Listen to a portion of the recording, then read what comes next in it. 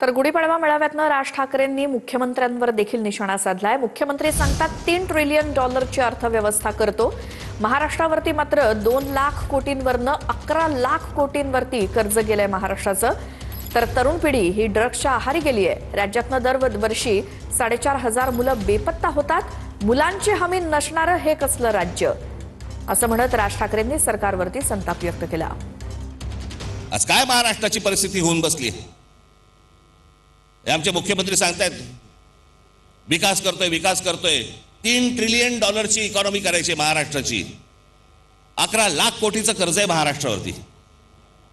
11 लाख कोटी। पृथ्वीराज चव्हाण ज्यावेळेला मुख्यमंत्री होते त्यावेळेला 2 लाख कोटीचं कर्ज होतं। त्याच्यानंतर हे 2014 ते 2026 मध्ये हे सगळं कर्ज 11 लाख कोटीवरती गेलं। आज मुख्यमंत्र्यांकडे गृह खातं आहे।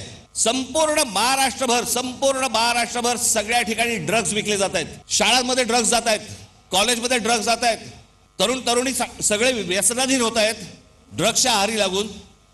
काय करणार आहोत काय महाराष्ट्राचा? पण लहान मुली आणि लहान मुलं पळवली जात आहेत। या 36 दिवसांमध्ये केवळ मुंबईमध्ये 82 मुलं बेपत्ता झाली।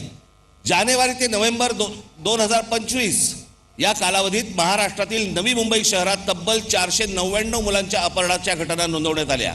त्यातली 41 मुले अद्याप बेपत्ता आहेत। 458 पोलिसांनी, आमचे पोलीस, मुंबईचे पोलीस, महाराष्ट्राचे पोलीस हे सक्षम आहेत म्हणून त्या आई वडिलांना त्यांची मुलं मिळाली।